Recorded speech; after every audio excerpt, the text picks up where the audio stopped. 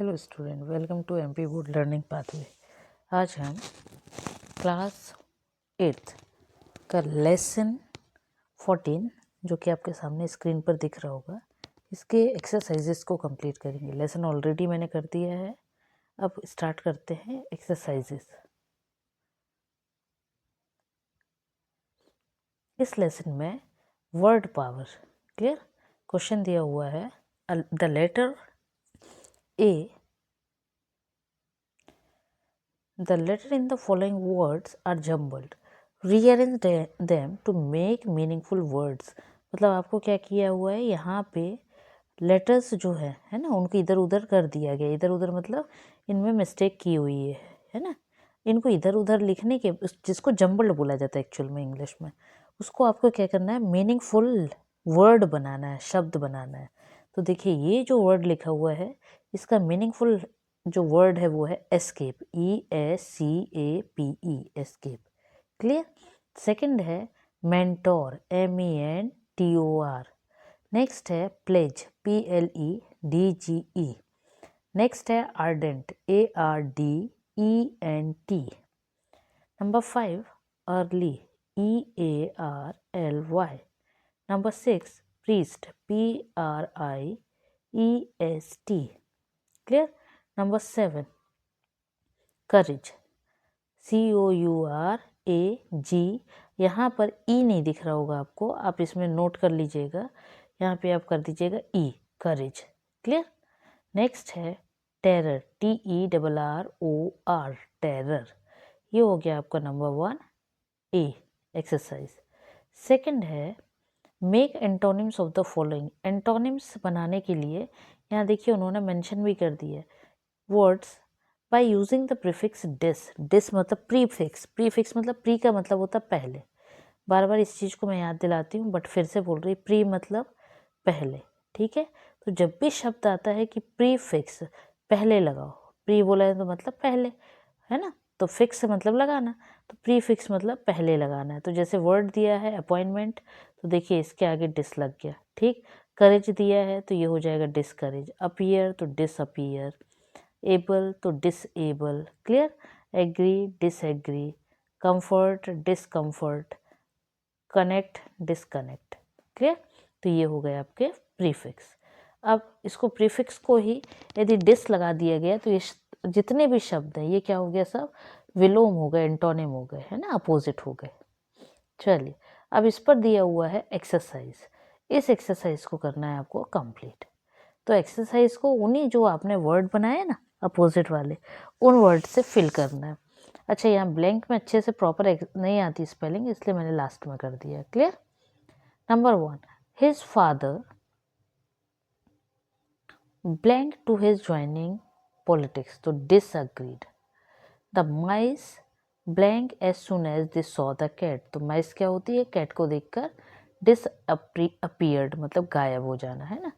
मेघना was blank to see her marks in English तो disappointed मतलब खुश नहीं होना। He was blank after the car accident तो ही वॉज डिसेबल्ड, है ना। Then number 5 they blank the phone because people were misusing it तो disconnected. Number 6 one should not the children तो ब्लैंक में क्या आएगा, तो discourage. Although he comes from a royal family, he put up with all his discomfort. Clear? तो ये हो गया आपका नंबर बी के पूरी एक्सरसाइज। नंबर सी में देखिए, अब यहाँ पे use the following pair of words in sentence to show the difference in their meaning as given in the example. अब आप देख रहे होंगे यहाँ पे क्या है, ये जो चीज़ें दिख रही है ना, यहाँ तो स्पेस है नहीं, तो हम क्या करेंगे, इसको स्पेस करने के लिए इसमें हम क्या करते हैं, अलग से पेज को ऐड कर देते हैं, जिससे आपका ये नंबर सी और ये क्वेश्चन आंसर आपके कंप्लीट हो सके। क्लियर। चलिए, तो बिना देर किए स्टार्ट करते हैं नंबर सी से, है ना। तो ये सामने आपकी इसलिए मैंने मेंशन कर दिया, लेसन 14 नंबर सी।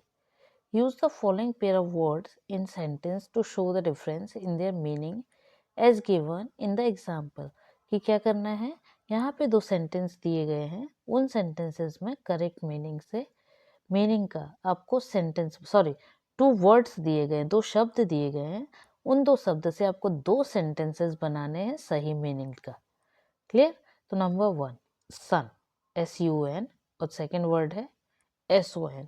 देखिए सन दोनों प्रोनाउंस से सेम होता है, प्रोनाउंस मतलब बोलते, दोनों को बोलते सेम है बट दोनों का मीनिंग अलग है। कैसे?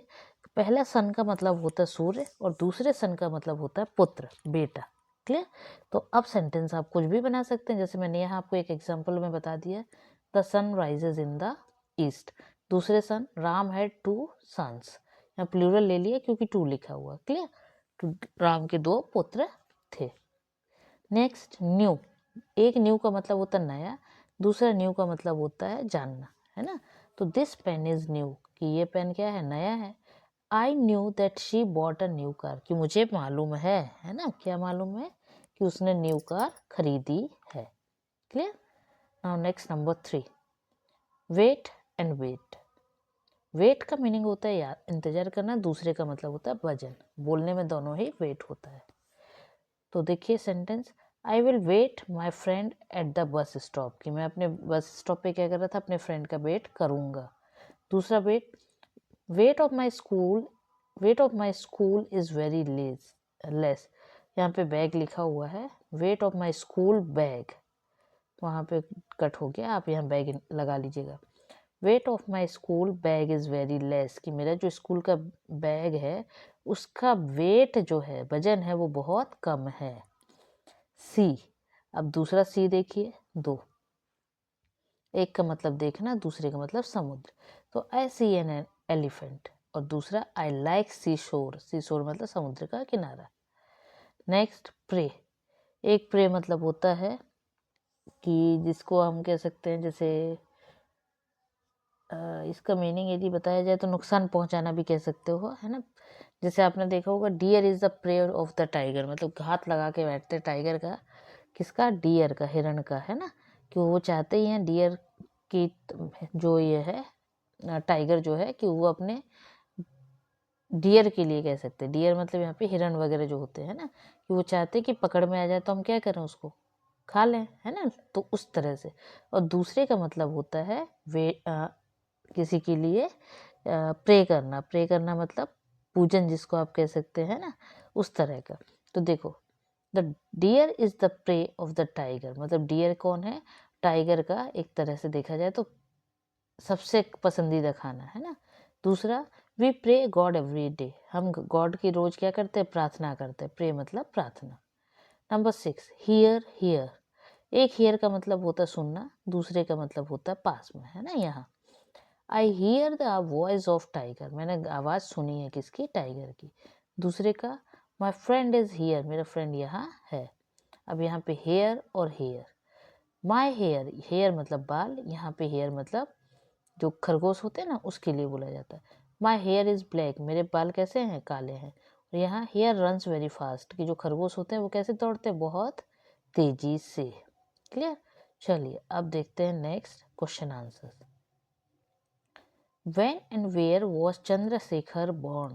तो देखिए इसका answer, Chandrashekhar Azad was born on 23rd July 1906 in village भावरा in Jhabua district MP। ये इम्पोर्टेंट है, इसको मैं इम्पोर्टेंट इसलिए बोल रही हूँ क्योंकि जनरली क्या होता है, कुछ चीज़ें, कुछ वर्ड में इसलिए मतलब इसको, कुछ चीज़ों को मतलब ये आंसर्स जो होते हैं मोस्ट ऑफ द टाइम आपके जो बोर्ड एग्जाम है ना उसमें आते हैं, इसलिए मैं इसको इम्पोर्टेंट बोल रही हूँ, ठीक है।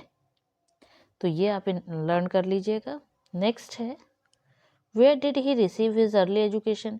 अब उन्होंने अपनी अर्ली मतलब पहले शुरुआती, है ना, तो उन्होंने अपनी शुरुआती एजुकेशन कहाँ से ली थी, तो देखिए answer, he received his early education in Bhavra village, कि उन्होंने कहाँ से ली थी अर्ली एजुकेशन, तो वही विलेज में भावरा से, है ना। Next in 1920-21 which movement attracted Chandrashekhar, तो उन्होंने बोला 1920-21 में कौन सा मूवमेंट हुआ था जिससे चंद्रशेखर जी क्या हुए थे, अट्रैक्ट हुए थे। तो देखिए young Chandrashekhar was attracted by the national upsurge of the non violent non cooperation movement run by Mahatma Gandhi in 1921, कि क्या हुआ था 1981 20 में और 21 में महात्मा गांधी के द्वारा नॉन वायलेंट और नॉन कोऑपरेशन मूवमेंट चलाया गया था, जिससे क्या हुआ था चंद्रशेखर आजाद बहुत अट्रैक्ट हुए थे। Clear. Number 4, one of Chandrasekhar's statement provoked that the magistrate, what was the statement?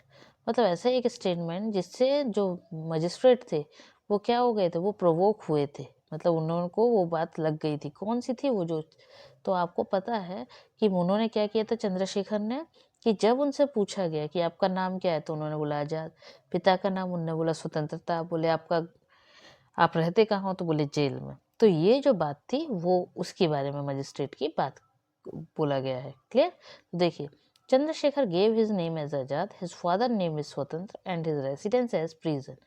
This statement proved the magistrate. Clear, कि यही स्टेटमेंट था जिससे मजिस्ट्रेट क्या हुए थे, प्रोवोक्ड हुए थे। Number next E, why was British police able to surrender him? मतलब ऐसा क्या हुआ था कि ब्रिटिश पुलिस एबल हो पाया, मतलब उनको ये मौका मिल पाया कि उन्होंने सरेंडर करवाना चाहा किसका, चंद्रशेखर का। तो आपको पता है जब पढ़ाया गया था लेसन तब मैंने उसमें समझा दिया था कि दो लोग ऐसे कॉमरेड जो होते हैं ना, दो ऐसे थे जो दो लोगों ने मिलकर क्या किया था, जाके उनको खबर दे दी थी, सूचना दे दी थी, किसको, ब्रिटिशर्स को। और उस वजह से पार्क को पूरा क्या कर लिया गया था, पूरे पार्क को चारों तरफ से, है ना, घेर लिया गया था। तो वही यहाँ आंसर है। देखिए, British police was able to surrender him because he was betrayed by an informer, कि इन्फॉर्मर ने क्या किया था, बता दिया था। Clear. Next question, how did Chandrashekhar provoke his name Azad? अब चंद्रशेखर ने अपना नाम जो आजाद रखा उसको कैसे प्रूव किया, है ना, प्रूव लिखा है। तो when Chandrashekhar was surrendered bye the British, मतलब जब चंद्रशेखर ने सरेंडर हुए, है ना, सराउंडेड, सॉरी सरेंडर नहीं है, सराउंडेड है। सराउंडेड मतलब सभी तरफ से घेर लेना। By the British police he fought valiantly and at last he shot himself, कि उन्होंने क्या किया कि पहले तो बहुत अच्छे से लड़ते रहे और फिर उन्होंने अपने आप को क्या किया, गोली मार ली। He was not caught alive, thus he proved his name Azad. और वो अकेले नहीं, और इसी वजह से मतलब क्या हुआ, उन्होंने जिंदा अपने आप को ब्रिटिशर्स को हवाले नहीं किया, इसी वजह से उन्होंने अपने नाम को क्या किया, प्रूव किया एज अ आजाद। क्लियर। तो ये थे क्वेश्चन आंसर्स। अब आपकी पूरी एक्सरसाइज हो गई है मेन कंप्लीट, इसको आप कंप्लीट कर लीजिएगा। नेक्स्ट टाइम बहुत जल्द मिलते हैं नेक्स्ट वीडियो के साथ, तब तक के लिए बाय बाय।